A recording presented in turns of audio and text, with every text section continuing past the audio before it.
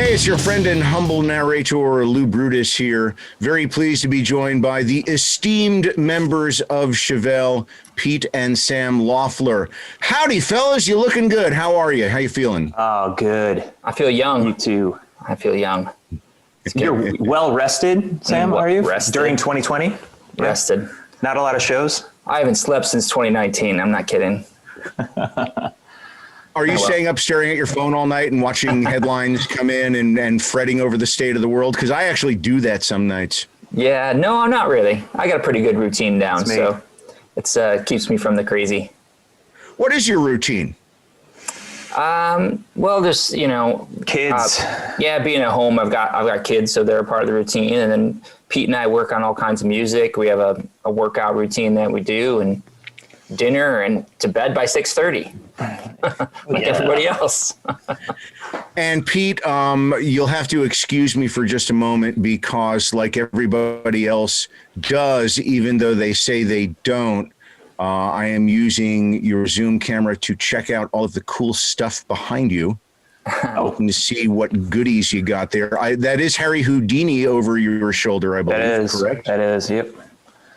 What are the creepy? Are they puppets? These guys are aliens. Yeah, these are. Larry and Steve. We brought these out on tour with us, and they shared the stage for many months. I don't remember them, but I used to drink a lot more. So yeah, well, they were in the back. I still drink a lot. So I found this guy online that he basically makes like the best looking alien I've ever seen. And we had to make a couple for us. And they took a couple months to get, but they were so cool that I was like, I'm going to bring them out. And who doesn't love alien talk or they're for like paranormal in general. So yeah, they're our buds. And one more quick aside before we actually get to the important things that we're supposed to be talking about. You mentioned aliens. Just today, I was reading up on a very famous UFO incident from 2006 that took place not very far from where you guys are at O'Hare Airport, where a large flying saucer was right over one of the United terminals, and it was seen by a whole lot of folks. Did you ever run into anybody who saw that? Or oh yeah. You ran into someone. Who did you know? Who did you speak to? We've talked to a couple people that it's not crazy coincidence that there's a lot of spaceship sort of sightings over O'Hare or any other airport for that matter. But we have talked to some of our friends that said they've seen stuff, and that's cool. In that particular incident, though, I haven't spoken to anyone for that particular thing. Yeah, if that was what you meant, I misunderstood. But we've had a couple of moments. Pete had one out in Oklahoma. Yeah. What happened? Oh man, it was after a show. What was the venue? Do you remember, Sam? He was drinking a lot. Oh wait, what? No, it actually, I wasn't one of those nights, but we're all hanging out, and I see this orange ball of light coming across the sky. And our drum tech at the guitar tech at the time saw it as well. And I was fumbling with my phone, trying to get video of it. I didn't get the video, sadly to say, but I've never seen anything like it. It was a glowing orange orb, and it was going quite fast, but not fast enough where you're like, oh yeah, that's smooth like a jet or anything. There was no sound. It wasn't that far away, and it was streaking across the sky. I don't know. I'd love to say one thing I can say for sure is, I saw an unidentified flying object. So who knows what it was, but that was one of my latest experiences. That was years ago, but. Next time we have the time and I see you in person, which I hope is sooner rather than later, I'll tell you about being a little kid in New Jersey, and we had I'm not making this up. People think I'm crazy. An honest to God flying saucer right over the house, over our neighbors. Everybody saw it, and it went from over our heads a few hundred feet up to vanishing point in the blink of an eye. And I swear to God, I'm telling the truth. Yeah. So. Well, You let's know- talk. You know what? Let's talk about more terrestrial concerns because I don't want the time to run out. Hey, you guys talked about UFOs for 25 minutes. I'm down with that, man. We could do a podcast on this, buddy. I would love to do that. I could talk about that stuff forever too. But I like talking about music as well. And Sam, as you had mentioned before, you guys have been working on new music, and it is finally coming to fruition and to the ears of everyone. So, kind of walk us through this year and up to getting new music out, and then we'll talk some specifics. But give us the general stuff about the recording and the writing. Mm-hmm.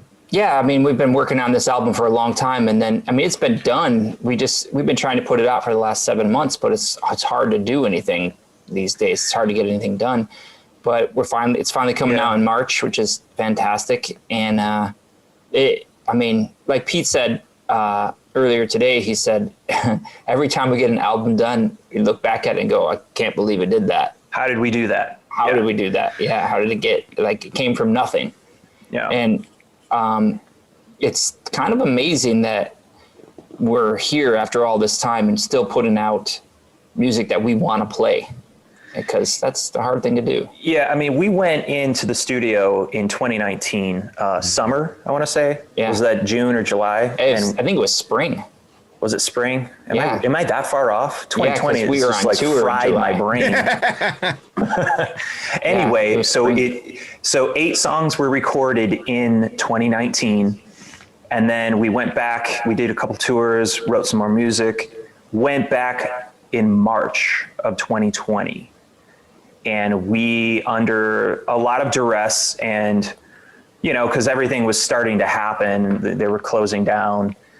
And we recorded 5 more tracks, well, give or take, and completed the album. And then we skedaddled back to Chicagoland March 18th, which was the day that they shut down all the restaurants in LA, which is where we were.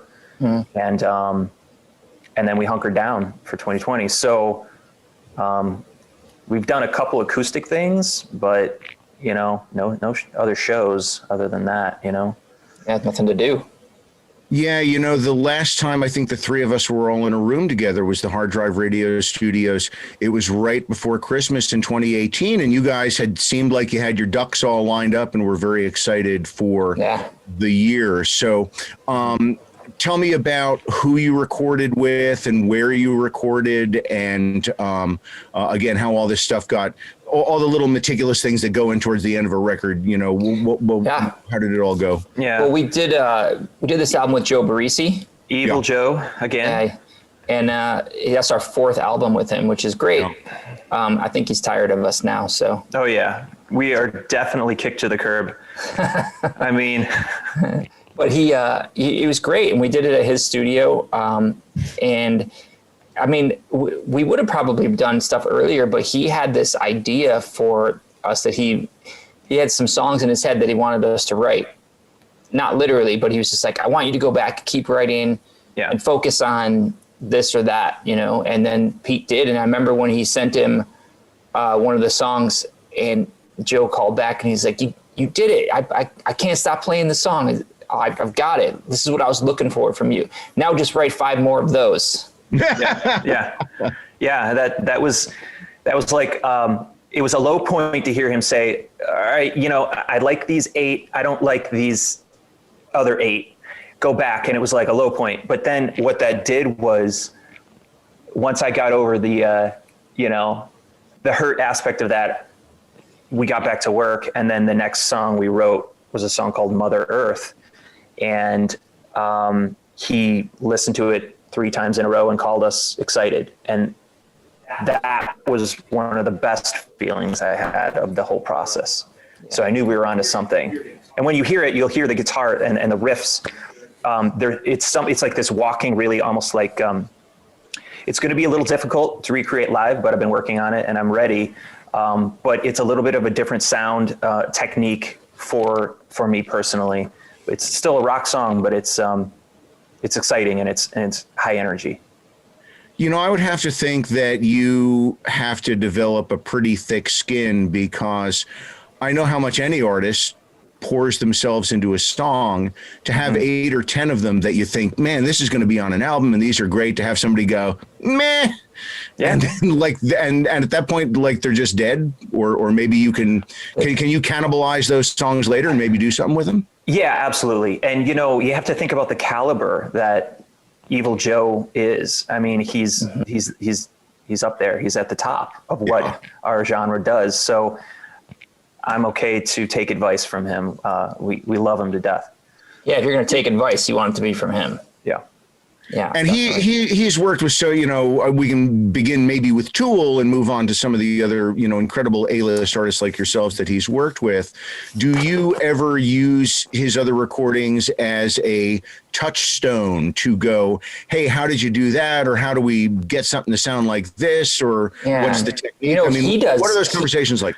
He does more than we do. He does. And that's what's so crazy about Joe, is he has this memory of not just the albums that he's done, but of other albums. He'll go back to an album from the 60s and go, listen to what they did with this guitar tone here, how this is working. And he'll find the exact song he's talking about, which you've never heard. It's not like it's a popular song or something. And he'll go, this is my idea. Can we do something like this? And it'll morph into whatever it morphs into. Again, that's another one of the amazing things about him. But think about how many people would tell you, "Oh, I can produce a record, or I can engineer an album, or whatever." Think about how much shit is in his head. How do you compare as a person to that? It's like it's crazy. Yeah. Yeah. You look at somebody and go, "No, you can't do anything." You can't do anything at all. Well, when it comes down to it, he really, though, if you tear away the terms like producer and engineer or arranger or whatever, he's just a professional music nerd, isn't he? That's a big part of it. I mean, not everyone is. I think it's a real benefit for us that he is. The gear aspect, you know. What aspect? The gear aspect. I mean, the analog side of what he knows is it's huge. Yeah. You literally took the words right out of my mouth, because I was going to ask if he's a gear kind of guy. Some producers are, some are not. What sort of a reservoir of vintage equipment does he have there? I couldn't even begin. Or does he just use plugins to approximate? No. I mean, you can barely walk in his studio. It's stacked very precariously with vintage gear left and right. A lot of modern stuff as well, but you walk slow in there, and be careful where you step. Yeah, and sit down as fast as you can. You get out of his way. He's like, he's a doctor at work. Turning knobs. He's like a mad scientist. He is a mad scientist. That's right. Do you ever lose time in the studio with him because you're pardon my French, essentially fucking around with all this vintage gear, going, what does this do? What does that do? Because I would imagine you're like kids on Christmas. He is him and Pete work so well together because they're two of the most driven people I've ever met. He's totally driven, and he's happy to hang and fool around and screw around, but he's so driven. Dedicated. He is very. Yeah. Well, let's maybe talk some specifics here, including the first single, Self-Destructor. Any sort of background you can give on the creation of the song, be it lyrical, instrumental. If you remember any of the particular sessions from that song, give me everything on that tune that you can. Mm-hmm. It's a long song, I'll tell you that. Yeah, it's about 5.5 minutes. So we'll see. I think we did a 30-second edit of it, so it's down to like 5 for radio. We'll see what happens there. I think it was just the end, but just the end was cut off. I hate to hear that, because that end part is so beautiful. Tell me how that sort of piano coda came about. Well, you always give people, whoever's playing it, you always give them the option to play both versions. And usually people just play the longer version, which is great. Yeah, you hope so, right? Yeah. But yeah, that was actually, was that your idea, Sam, to add piano to the end of it, or? Yeah, and that I was referencing Faith No More. Yeah. Yeah.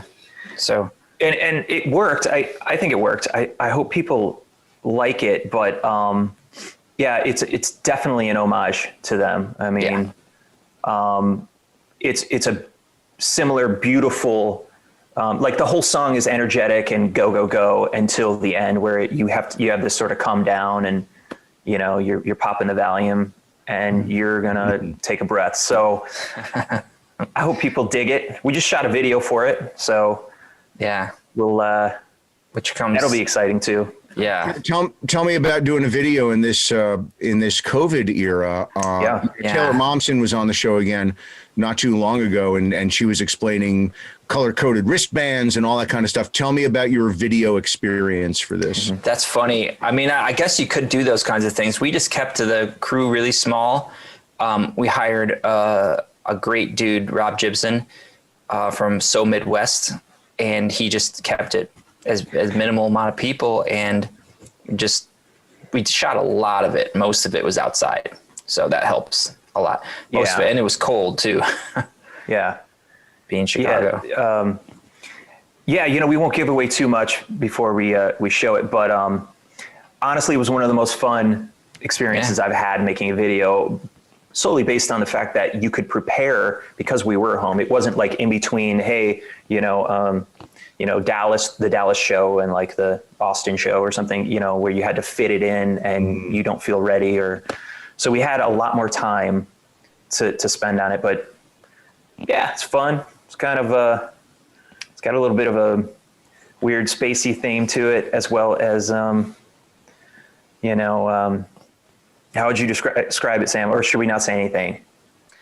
I don't know. We can hold some of this, okay, if need be, until a street date and stuff. So you can talk freely. We won't use it before we should. Right. I think it's just an exercise in what do we do. We really struggled with, and we always have. We've struggled with videos because when you put it into a director's hands, it's whatever their interpretation of that song is, and sometimes that's good, and sometimes it's not. It just doesn't land. So Pete and I worked on brainstorming and wrote this idea for the video. Basically, we're just sort of abstractly looking for something that's walking right by us the whole time. And it just really kind of ended up being a bunch of what I hope are compelling images together. It's a little bit of a story, but that's not much of a focus. And it's cool because it was pretty big production. It was actually a really big production spread out over a bunch of places, and we did it with literally 6 people, I think. And us, yeah. And us, yeah. I mean, with the exception of the truck driver, 7 people. To keep the risk down and all that, you know. I mean, it's hard to know like how far you can take it during a pandemic. So we did what we. Yeah, and you'll definitely there are parts of it you're like, oh yeah, I see why they did it that way. Yeah, like you know, you know. What do you mean, like with the tunnel and stuff? No, not with the tunnel, but like I won't say anymore. I'll leave it at that. Yeah. Pete, you had referenced, you used the term spacey for some of the vibe of the video, and that certainly I think ties into the album title and the album artwork. If you can give a little bit of background. I know talking about let's talk about a picture is kind of tough. Yeah. But if you can give some of the. Did you see the album artwork? Yes, I did. Okay, that's I cool. I believe what I saw was the album artwork, and I've heard 1.5 songs at this point. Okay, the Boris stuff, obviously, right? Yeah. Right. Yeah, man, that's so cool. I want to put that. I want to print it on a shirt and wear it myself. I love that artwork. It's my favorite. Yeah, I've been a fan of Boris Vallejo ever since I was a kid. So I came across one of his it's like one of his booklets for kids, and it's massive. And a few years back in a thrift store, and I bought it. It was felt like I stole it. It was like $5. But as I was flipping through it, it was these beautiful pictures of his paintings, and he's super sci-fi, but then like really like, you know, he has these like amazing scenes of like other worlds. It was like a great way to tie in the title NIRATIAS for almost this. are we living in a simulation or not? I love hearing Elon Musk talk about that, or these other great minds, things like that. So plus once you're in, we titled the album in 2020 when we're going through what is happening to our industry, what the world, what is happening to all of us. So, but a lot of these songs were written and recorded, before the actual pandemic, the lockdowns and things like that. So, but strangely enough, you can pull a lot of that, and people are going to say, did he write this about 2020? It's also because we're always freaking out all the time anyway. Yeah, kind of. Well, you see UFOs, so, Yeah. So, but yeah, we love his work, and he was kind enough to let us use it for a cover. Yeah. I would have to think that's one of the fringe benefits you might not initially think about being in a band. Like, hey, we can reach out to this uber cool graphics artist that we love and actually be able to work with them or do something with them. Sure.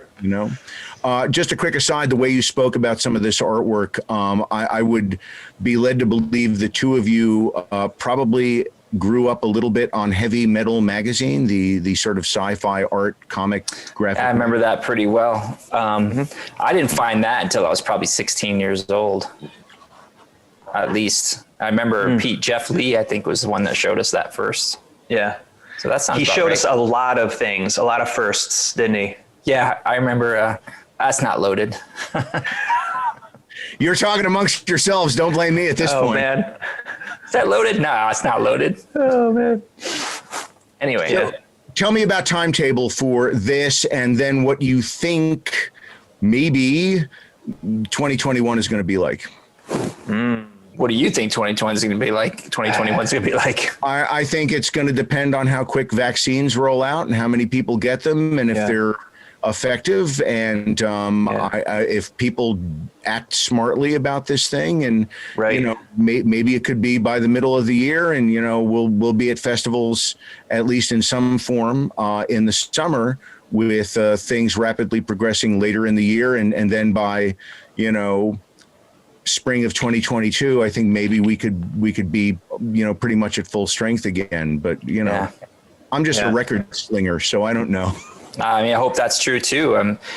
For us, these songs too on this album don't really come to fruition until we are able to play them live, because that's that you're writing, you record them, and then you play them. So until that happens, we're still kind of in limbo a little bit, right? Yeah. Trying to deal with the anxiety of losing the excitement of touring, which is what we've been doing for 20 odd years. So. And also, as Sam had referenced, normally it's not like you guys would play an entire new album before it came out, but I certainly remember hearing singles before they came out, as you guys were kind of, or I would talk to you before the show, and it's like, well, we're going to try something out tonight. We'll see how it goes, So that's got to be almost like operating it with a sense of blindness to some of these songs. Mm-hmm. I think that's accurate. And that's one of the reasons why we put out that acoustic version of the song Endlessly, which is from this upcoming album. And we may do that with a few more songs too. Mm-hmm. I think it adds something. I think it's something a little special, and it's fun for us because we just shoot them on our cell phones. So technology is amazing. Just content sitting around. I know when we recorded that, I was like, Sam, let's just try this, see how it works. We don't have to show it if it doesn't work, but it came out all right. And it's a different interpretation of the album version. So a little bit of a taste before the actual rock single drops, which you've heard. Well, I'm always happy to speak to you guys, and I'm glad to see you looking so well. And if I could pry just a bit, I hope everybody's families and friends and are doing okay through the I call it the recent unpleasantness. That's accurate. Yeah, everybody's great over here. Just a lot of time home with the kids. And thank God you haven't fattened up like I have. I'm feeling like a load. And thank God I'm not in Chicago, or else I would be at Peace Pizza picking up 2 or 3 pies every night. Yeah, we still do that. You look good, Lou. Don't worry about it. You go to Peace? Oh yeah, I mean, we'll definitely eat while. pizza. Yeah. It's been a while. Peace Pizza, which is up by where, very close to where the Double Door used to be, I think right around the corner. Yeah, on North Avenue. Yeah, right Yeah. around there. Oh man. Yeah, we do this place called Bill's Pizza. That's really close to us. It's out we by have two us, of them yeah. that sort of they're flanking my house right now, actually. Yeah, the two bills. The two Bills. Yeah. So They're keying in on you to get you out of shape. That's what they're doing. You know what's funny, man? Straight. You Hell no. can you can always talk to us about pizza. We'll talk about pizza and aliens forever. You know, people man. think that people are like, oh, I'm going to Chicago. I'm gonna get that deep dish pizza. Like, no, Chicagoans don't eat deep dish pizza. Deep dish pizza, and no offense to anybody, but it is an abomination. It is a crime against man and God.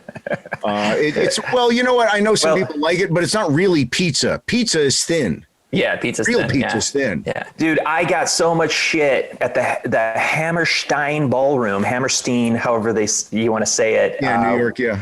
Oh, who were we with, Sam? Was that Zombie or Seven Dust or something? It was Seven Dust, I think, at that time. And I may have been at that show. What I happened? didn't know what the hell I was doing. I was talking some shit. You know, I had a couple drinks, and I was like, there's a little rivalry between New York and Chicago pizza, that sort of thing. And then we're getting like, woo, and I was like, yeah, you can't handle what we're throwing down, something like that. And I got change, batteries, clothing, everything thrown at me that night, and I was like, I deserve that. I walked right into it. I'm just talking shit. Yeah, you better know what you're doing. That's what they call in sports a self-forced error. Yeah.